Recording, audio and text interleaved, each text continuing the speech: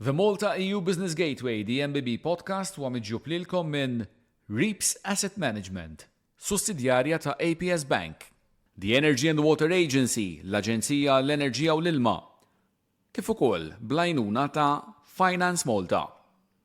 Merħba għal dan il-5 episodju mit-tieni sensiela ta' The Malta EU Business Gateway, the MBB podcast, wara diskussjoni ġenerali illi kellna fl-ewwel episodju dwar il-proposta tal-Startups and Scaleup Strategy bi preżentazzjoni direttament mill-Kummissjoni Ewropea. Llum se niddiskutu x'impatt din se jkollha, din l-istrateġija se jkollha fuq l-ekosistema ta' innovazzjoni u imprenditorjali f'Malta. Se nħarsu lejn kwistjonijiet bħall aċċess għall finanzjament, sfidi regolatori, regulatory sandboxes u anki il-fast track visa routes, imma wkoll 28 reġim. Fil-podcast tal-lum se jieħdu sem Mark Bajada, Viċi President ta' The Malta Chamber, Kenneth Brincat, Chairman tal-MDIA, Brian Camilleri mill-Malta Enterprise u Waylon Spiteri mill-APS Bank. Bejnietom dawn se jitkellmu dwar kif qed jaraw l-implementazzjoni ta' din l-istrateġija f'pajjiżna. Segwu l-podcast. The first round of questions is intended for you to give us your first impressions of the startup and scale-up strategy. So, Mark, I'll start off with you. You went through multiple phases of founding and scaling up your companies. From your standpoint, what is it that stands out in the strategy that could be a game changer or that could be a missed opportunity for that matter, with reference, of course, to Malta's business ecosystem? Well, thank you and good morning. A lot has been said, and I think today we're tackling the real story behind scaling up in small economies like Malta. In essence, funding gaps, talent shortage, and whether EU strategies are hitting the mark. As Valentina Di Girolamo mentioned earlier, European community should really focus on reducing bureaucracy and administration. And we need to ask the hard questions. What is working? What's not working? And what needs to be changed to unlock the real growth? So Malta has crafted a scaling up strategy on paper, there's a lot to like. We're talking about EU access, strong digital infrastructure, and some real sectoral strengths in fintech, digital gaming, and AI. But in my opinion, this begs the question, can Malta actually scale companies beyond its borders? The domestic market is small, talent volume is limited, and there's a pretty conservative business culture. So these all indicate big headwinds.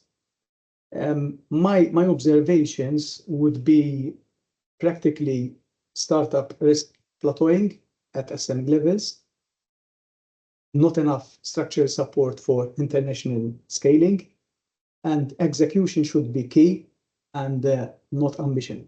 This will make or break the strategy. On the flip side, I think Malta's size in nibble and policy changes can move quickly. So there's a growing community of founders and accelerators, and I think we can move fast, and that's a real asset if we use it well. Brian Camilleri, may I remind you, he's from Malta Enterprise. Give us your first impressions of the strategy. Do you see alignment with Malta Enterprise's current policy direction? First of all, thank you for the invite, Mario. It's a pleasure to be with you here today.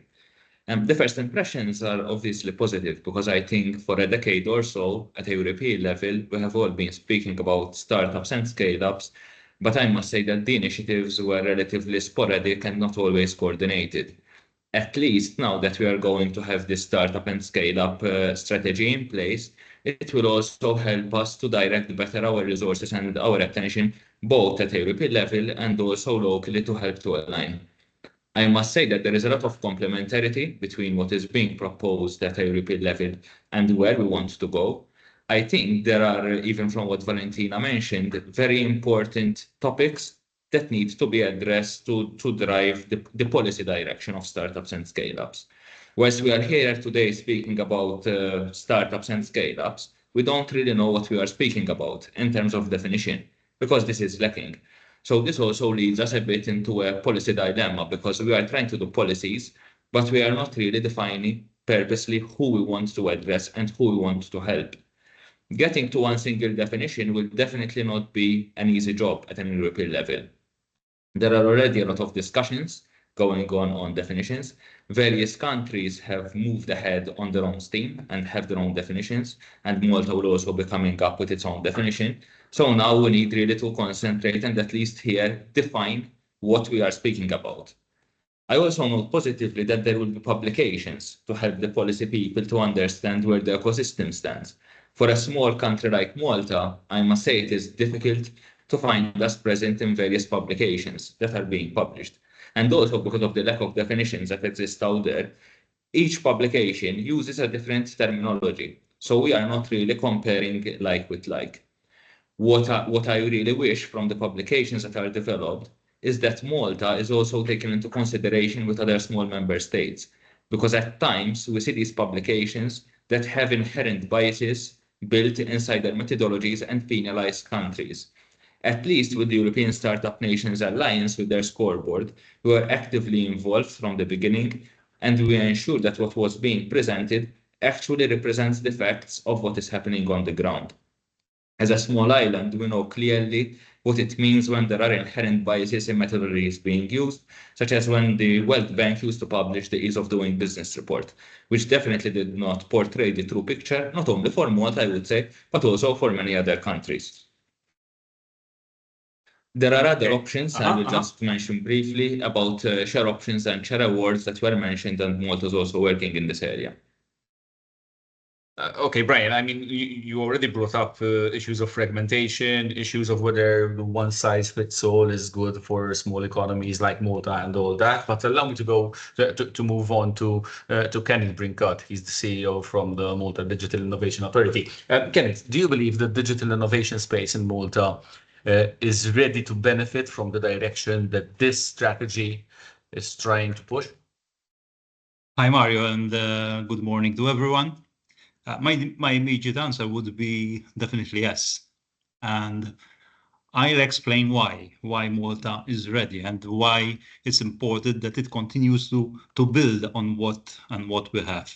So I have to refer to Valentina's presentation and refer to the 5 key areas that you mentioned: the regulatory part, the access to finance, the fast market uptake and expansion, the talent and skills, and the access to infrastructure. So if I go to the access to finance, and we've heard a lot about the venture capital, Malta has, the Maltese government launched a venture capital scheme, I believe 2 years ago. We have a 10 million fund by investing equity in startup companies operating obviously within the digital economy and the innovative economic sectors, whereby startup companies are eligible for up to 500,000 in the form of equity investment. The Malta Venture Capital Limited is the responsible entity of such scheme. If I go to the access to infrastructure, and I have to mention, obviously, being the CEO of MDIA, the D-Hub MD. The D-Hub MD is a European Digital Innovation Hub, whereby we support startups and SMEs to grow and participate in the competitive labor market. It provides the necessary resources to assist them in their digital transformation, by providing access to test before invest, and when they have innovative solutions. We give guidance on access to funding. We provide training to improve the digital skills. And we also, which is very relevant as well, we conduct digital maturity assessments to understand the maturity of the SMEs and whereby their journey needs to go. Obviously, another important infrastructure that we will we're having in the coming weeks is the high-performance computer, which definitely will further enhance the research capabilities and enable also SMEs and businesses to conduct advanced studies. Then I need to go to the regulation, which as well is very related to MDIA. We have sandbox, technological and also now regulatory sandbox, which promotes an innovation-friendly environment. So therefore, it allows startups to test their technologies and improve, obviously, their solutions. There is this kind of debate that regulation sometimes it stifles innovation. And therefore, it's important that regulators need to better understand the needs of the emerging technology. And therefore, through the sandbox, we can also provide the guidance to such startups to ensure that they align with the applicable regulations and obviously and standards. So sandboxes, therefore, are not there just to help startups, but also they foster closer collaboration between the regulator and the innovator. And so where trust is important there, and obviously it will then attract investment. Another area was the skills and talent, no? And Malta already recognizes that the success of startups and particularly of SMEs heavily relies on access to highly skilled talent. There are a number of schemes which aim to attract qualified professionals. I have to mention one of the schemes which we as MDIA just launched for the third year. It's the Pathfinder, which is a scholarship, and the main aim is to ensure that the labor market is equipped, obviously, with the skilled individuals.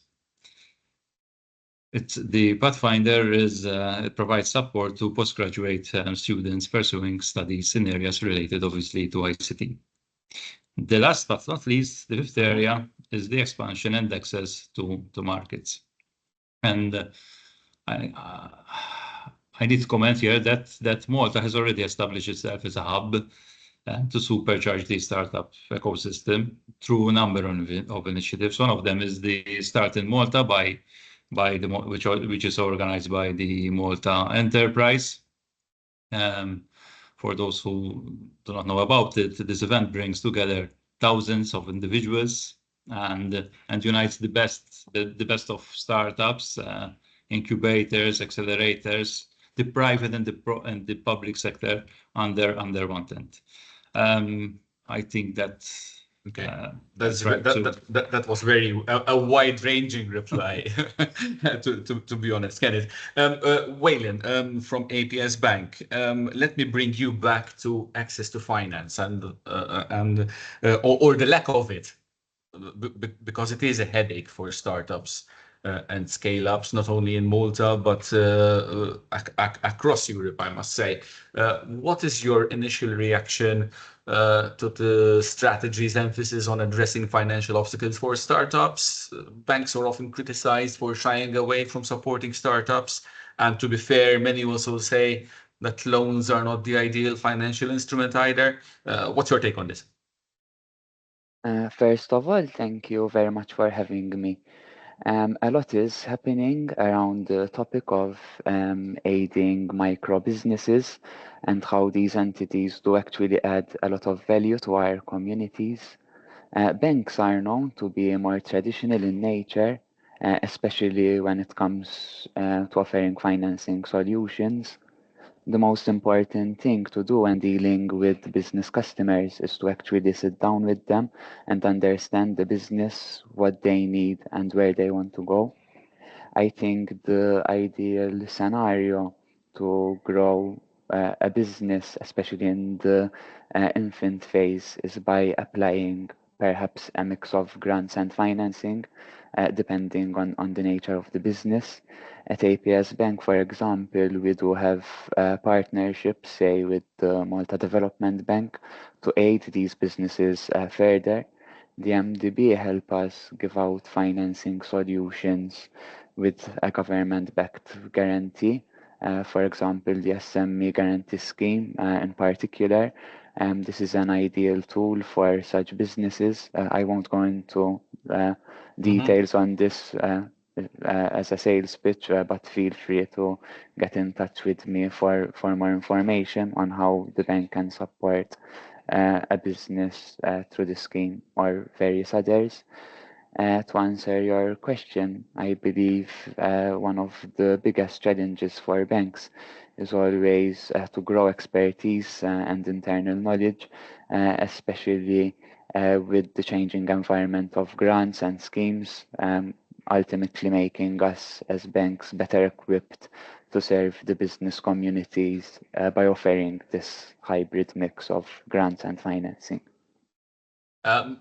Mark Bayada, we'll keep on speaking about access to finance. In smaller economies like Malta, domestic seed and venture capital schemes are limited, and competition for innovation funds are highly competitive. As an investor yourself, from your perspective, what kind of challenges do you see when evaluating investing in startups or scale-ups? And what, in your opinion, a different public policy approach there should be to ensure more financial support at the same time as providing safeguards to public funding?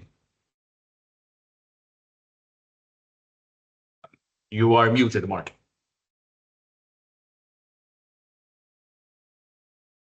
Okay. I mean, let's be honest, access to capital remains one of the biggest challenges from an investor's perspective. It's a tough sell.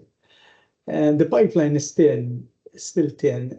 The exit opportunities are few, and public funds, while available, are bureaucratic and slow moving.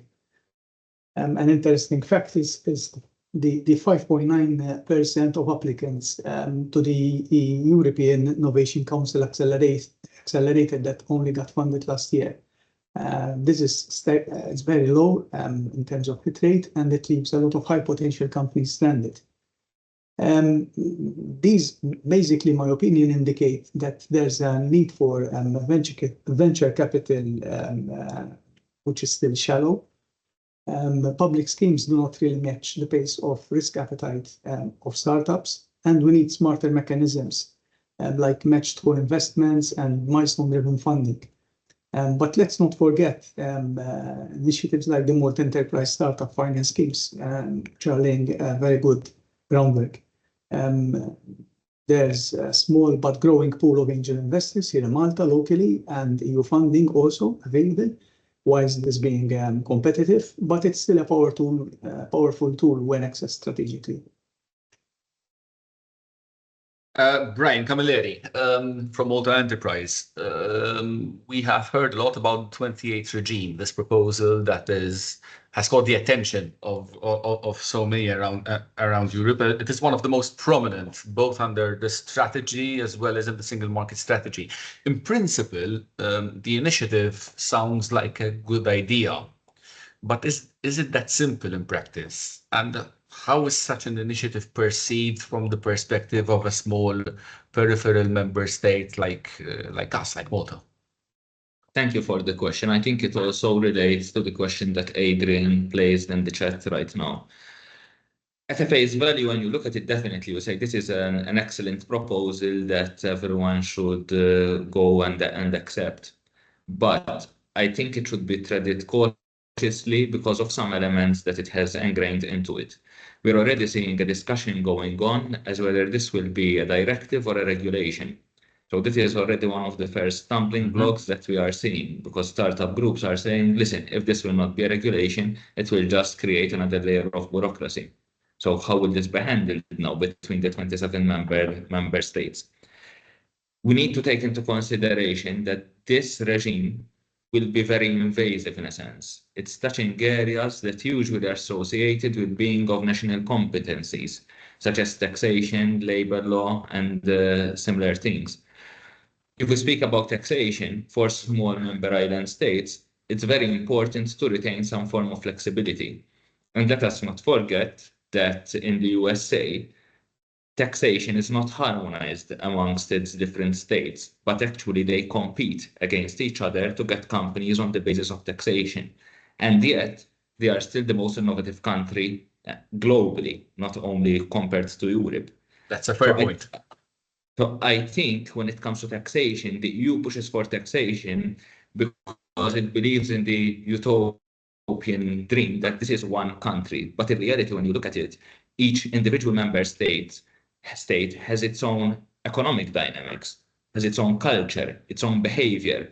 So while certain things, it is a positive to actually harmonize them because they will support businesses, yet we need to ensure that the specificities of small island states and those of other countries are respected. So from my end, I think that this should be treated with caution. Kenneth, I don't know if you want to refer to the 28 strategy and give us your opinion about that, but to be honest, I had another question which I had prepared for you. The strategy is intended to facilitate the commercialization of products and services across borders for faster growth. What role can MDIA play in cooperation with similar authorities and entities in the other 26 member states of the European Union to facilitate this process? So, and how will this come across? How will the 28 regime? How can the 28 regime be interpreted in terms of this? So I have to refer to major products of MDIA, which I mentioned before, which are the sandbox and the hub MD. The sandbox, it's a pleasure to mention that Malta was one of the first countries to have a sandbox in EA. And we've been collaborating with other EU member states by sharing our experience and practices in managing such sandbox at even very high level EU forum. And this kind of contribution had guidance to several countries in developing their own sandbox. The DHub MT is part of European Digital Innovation Hubs within Europe, and we have established a number of agreements with other EDIH, and therefore there we help facilitate the exchange of services and ensure that startups and even SMEs benefit from a broader, let's put it that way, support networks and opportunities that there might be between such hubs. Please allow me, Mario. I've noticed in the chat a comment by my friend Mika from Finland, which is somewhat related, because he is referring to the confusion of gaming and gambling, and he is right in the sense that our gaming is the gambling, and there might be confusion, but even because there's no harmonization between EU member states as regards to the gaming industry or the gambling industry. Just a small comment about that comment.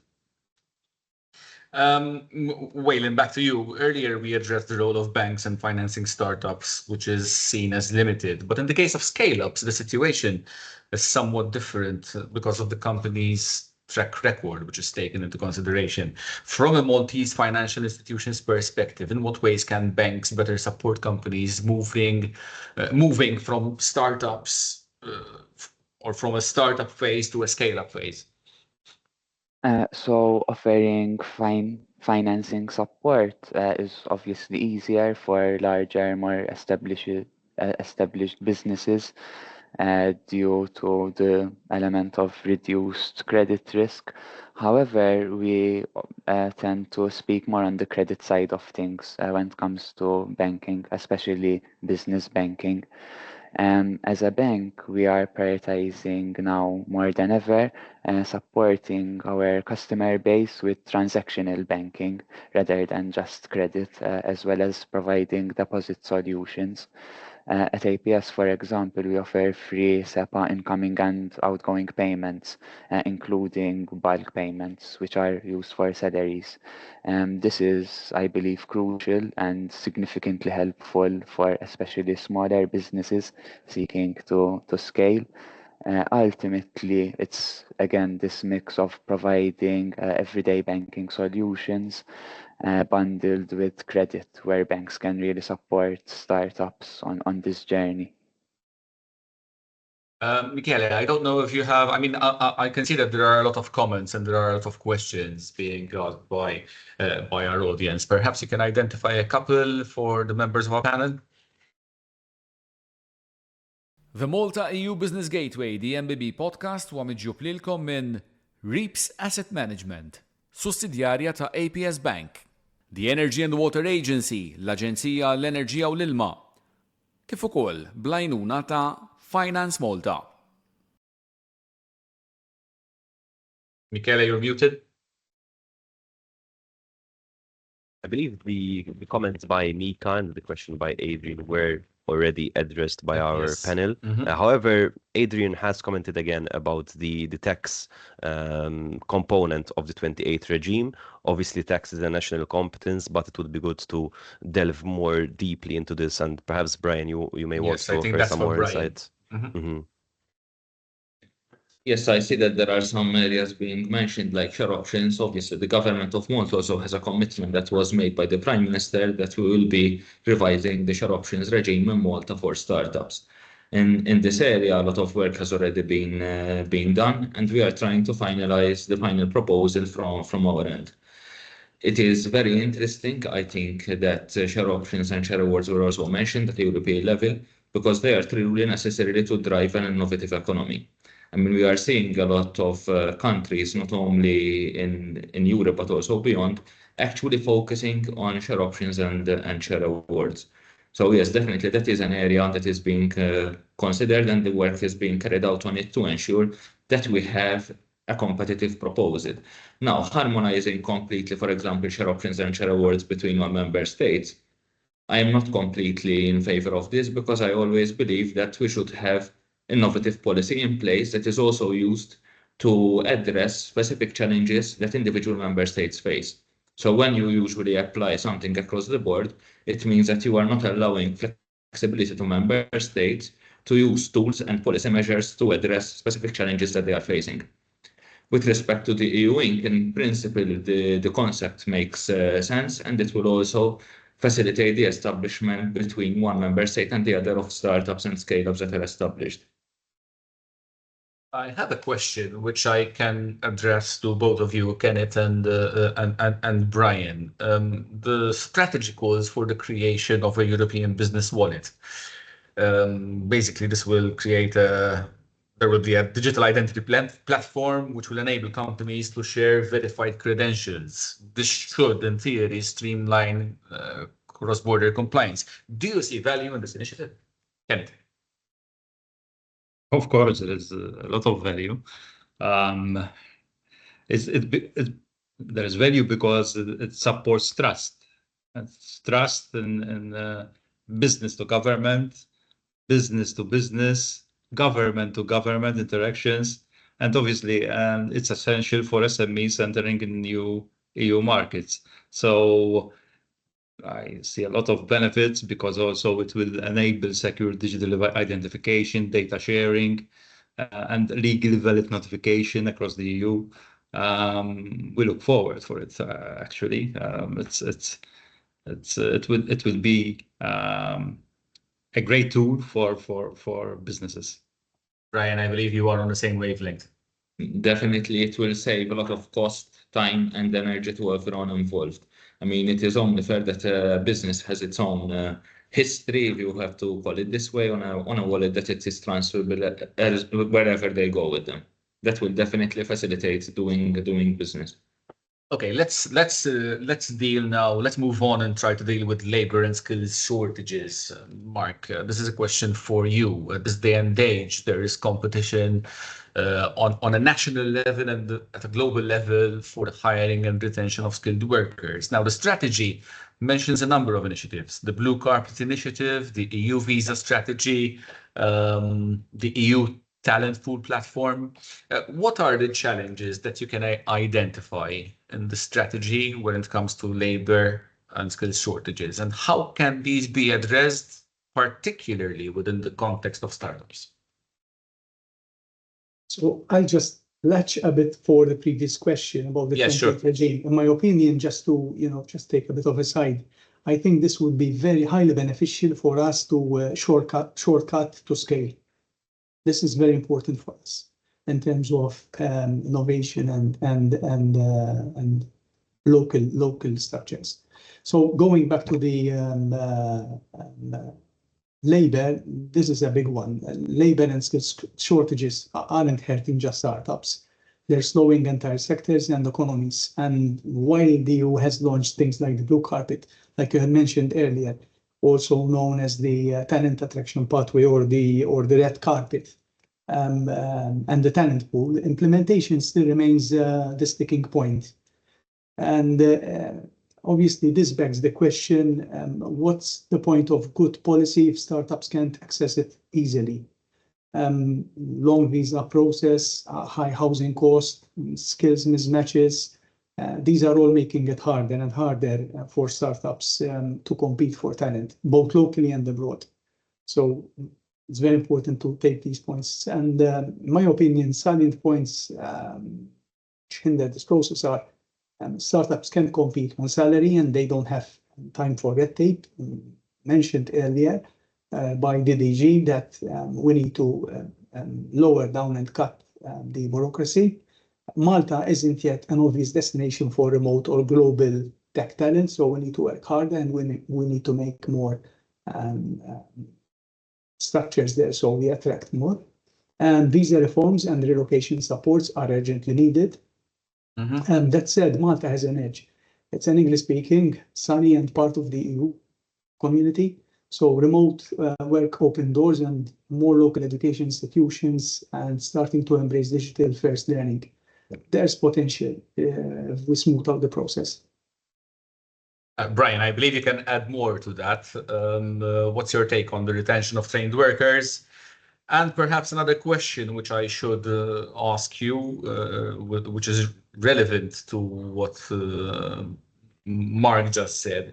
How can Malta become a competitive hub for tech entrepreneurship and attract investment specifically in the space?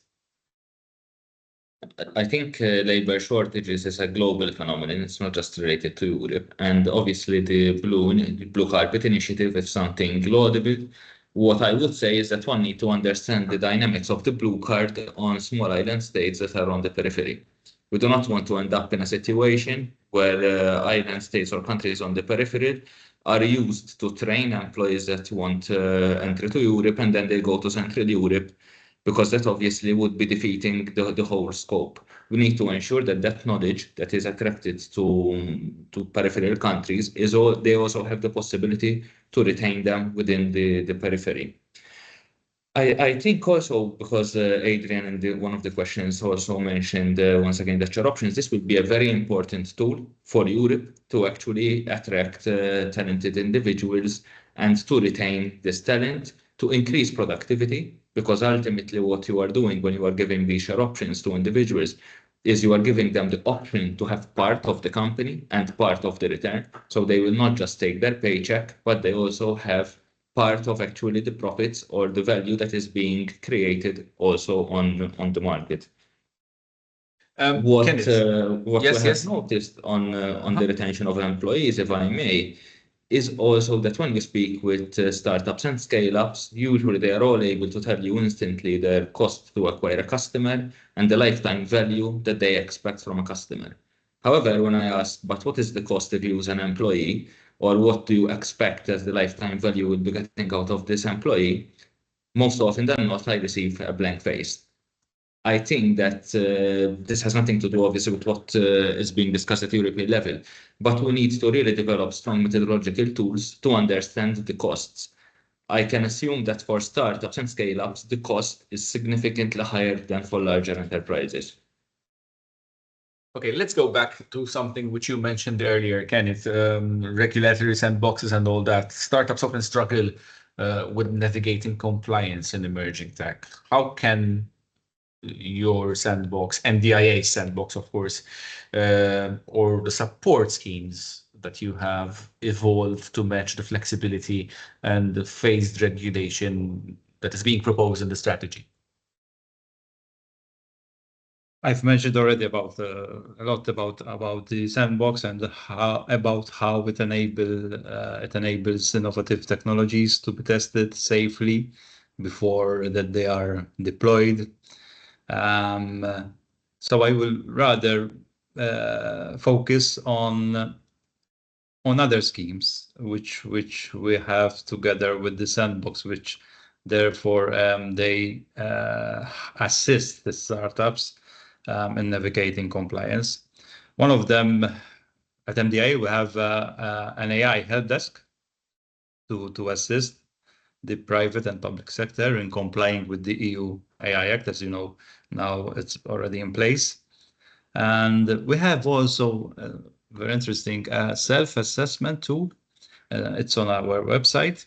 Its main aim is it is designed to provide guidance to determine if whether your system is likely an AI system as defined in the EU AI Act. Because you need to know, because AI is a very wide, then if there might be different conceptions about if your system is an AI or not.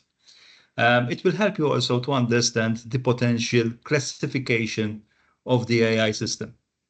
And it will also identify the potential role, your potential role, if you're a provider, you're an importer, or you're a distributor or a deployer, because there are different responsibilities in the EU AI Act. So I suggest that whoever has or use an AI system to use such self-assessment, so they are guided accordingly. And we have also an MDI Engage program, which provides an opportunity for discussion between the authority and companies in order to give information about the regulations and the regulatory challenges and the support schemes that are available to such companies. We have a few questions from our audience, and Michele will come into the conversation soon to ask to field these questions, to ask these questions.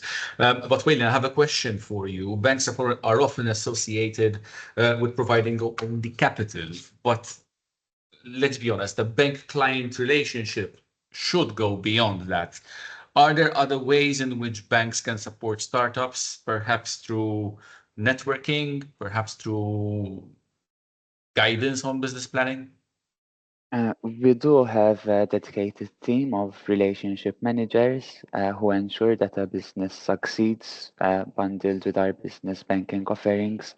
A growing business does require a specialized financial strategy, and we know this.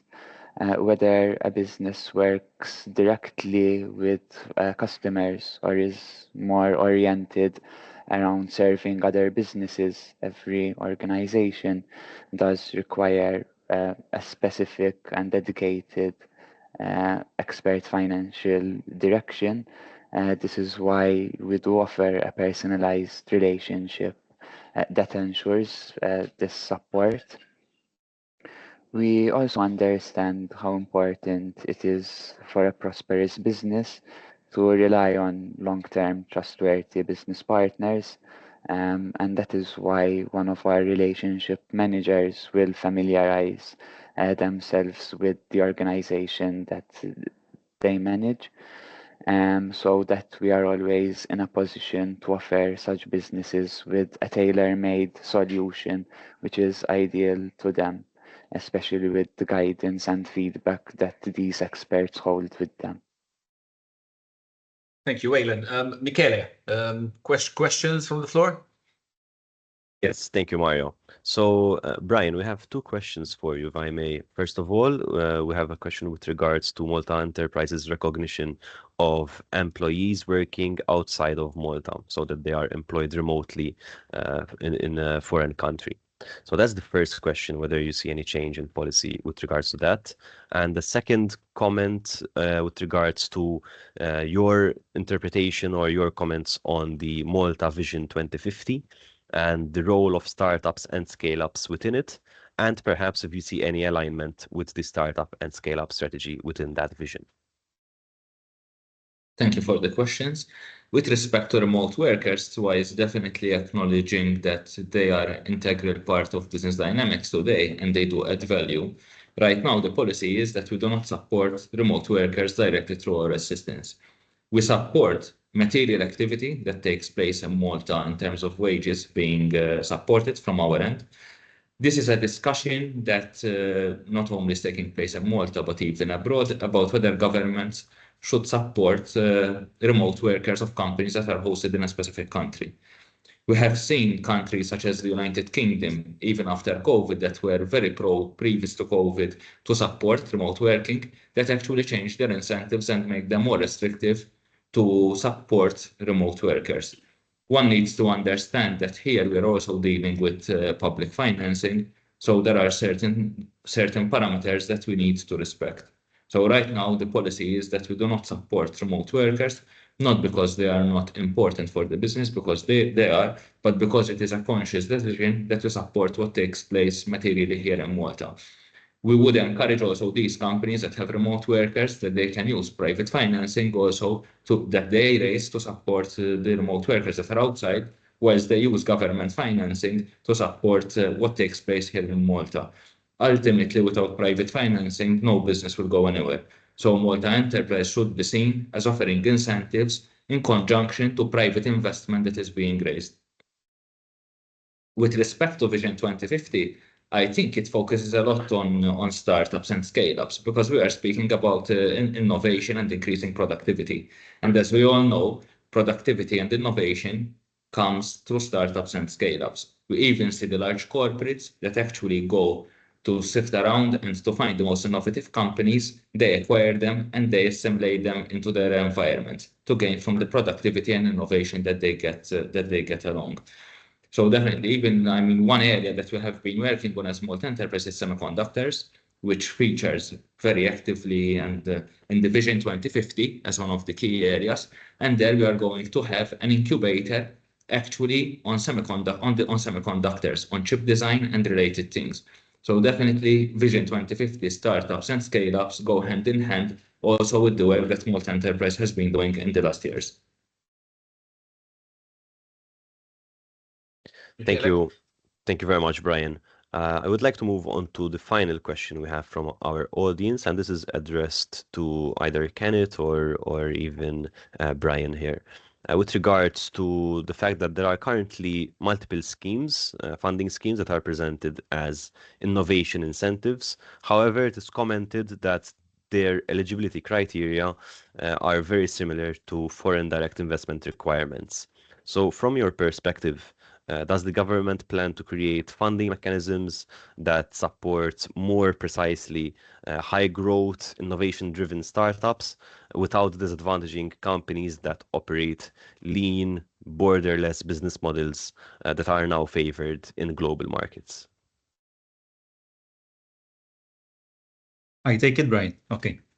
What about you know? Okay.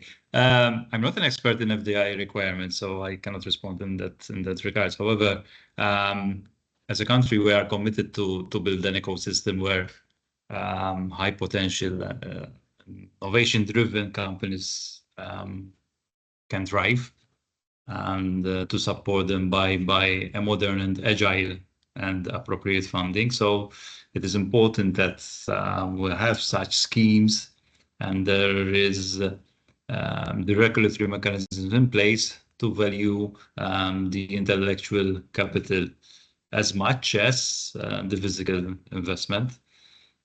That's my take. Perhaps, Brian, you would want to add something to that before we It's go more on to the about- final round of questions? Yes, it's more about the requirements. Personally, I don't really think that the requirements are so different. If you are good, whether you are Maltese or an expat, we are here to support. And this is also seen in the companies that we have supported. I mean, both as Malta Enterprise and MVC, for example, we have supported Smart Materials. That is a local company that is a spin-off from the University of Malta. We have supported it with the startup finance that Malta Enterprise administered. They have been supported through MVC, through equity as well, and they're a local company. And there are other cases, like, for example, Gallen Surgical, that is owned by Maltese individuals, that has been supported both through Malta Enterprise, through research and development, as well as the MVC. So I think as long as the companies have a good product, we are here to support. We don't discriminate based on nationality. We are open to any business as long as it will add value to what we are doing. Okay, so let's move on to the final round of questions. I'm going to ask you to be as concise as possible, Mark Bayada from the Malta Chamber and the Bayada Lions Group. If you could add one concrete proposal to the European Union's startup and scale-up strategy, which we have been discussing all along this morning, what would it be? I mean, although there's no silver bullet here, and this process is still evolving, but if I had to suggest one, it's the EU needs a tailored support mechanism for microeconomies like Malta. Call it micronation scale-up catalyst. That would be a very short thinking. Okay. Brian, from Malta Enterprise, do you see any structural challenges that are unique to Malta that could limit its ability to fully benefit from the strategy? Obviously, our size will also impact, as Mark was saying. So I think that as a country, we need to maximize the opportunities that we have because we are small. Because yes, being small at times brings along a lot of advantages, also in terms of speed. That is very important in this industry. But we also need to ensure and lobby that what is being discussed takes into consideration our own specificities. Kenneth, how can Malta and institutions like yours, MDIA, strike the right balance between enabling innovation and ensuring digital trust and compliance? Yeah, we as regulators, not just us, MDIA, but all regulators, we need to find the right balance and not to stifle innovation. So regulation and innovation, okay, often they don't go hand in hand, but they need to. And that's the biggest challenge that we have as regulators in trying to foster trust in innovative technologies by having a future regulatory environment which enables innovation. And we can do that by education. So to foster trust, strengthening the awareness and education among the citizens and businesses is essential, particularly for digital responsibility. So authorities needs to organize training, workshops, events focused on applicable regulations and best practices in order to support trust in innovative technologies.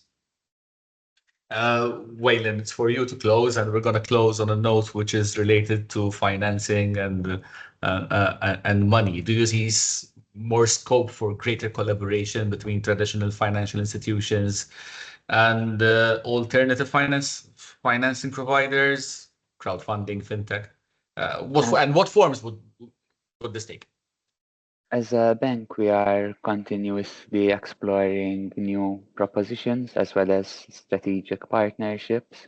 We are currently looking into enhancing our portfolio with the Malta Development Bank to also offer sustainability as well as culture and creative variants to existing financing schemes. We continue to evaluate further other potential partners within the local and global community of banking, both those which are more traditional in nature as well as more fintech-oriented organizations. As I've said before, it's all about striking that delicate balance. U għek nagħlqu l-5 episodju ta' The MBB Podcast, episodju li l-lum poġġejna l-Malta taħt il-lenti u għacċar li jekk irridu startups Maltin li jespandu u jifjorixxu jeħtieġ li jkollna appoġġ strutturat, qafas regolatorju flessibbli, strumenti ta' finanzjament aktar aċċessibbli. Insomma dawn punti oħrajn kienu kollha punti li indirizzajna f'dik id-diskussjoni dwar l-startups and scale-up strategy. Diskussjoni dwar kif l-istrateġija se tiġi implementata fuq livell nazzjonali madankollu għadha għaddejja u l-Malta Business Bureau se jibqa' impenjat biex jagħti leħen lin-negozji lokali f'dan il-proċess. Grazzi tal-li ħadtu sem u tal-li smajtu, tal-li segwejtu din id-diskussjoni, nerġgħu nkunu magħkom b'episodju ieħor ta' The Malta EU Business Gateway, The MBB Podcast fil-ġimgħat li ġejjin. The Malta EU Business Gateway, The MBB Podcast huwa miġġub lilkom minn Reaps Asset Management, sussidjarja ta' APS Bank, the Energy and Water Agency, l-Aġenzija l-Enerġija u l-Ilma, kif ukoll blajnuna ta' Finance Malta. Malta EU Business Gateway, the MBB Podcast huwa produzzjoni ta' The Malta Business Bureau, kontenut Mario Xpiereb, assistenza teknika Ralf Grima. The Malta Business Bureau hija l-fera ta' konsulenza ta' The Malta Chamber of Commerce u l-Malta Hotels and Restaurants Association.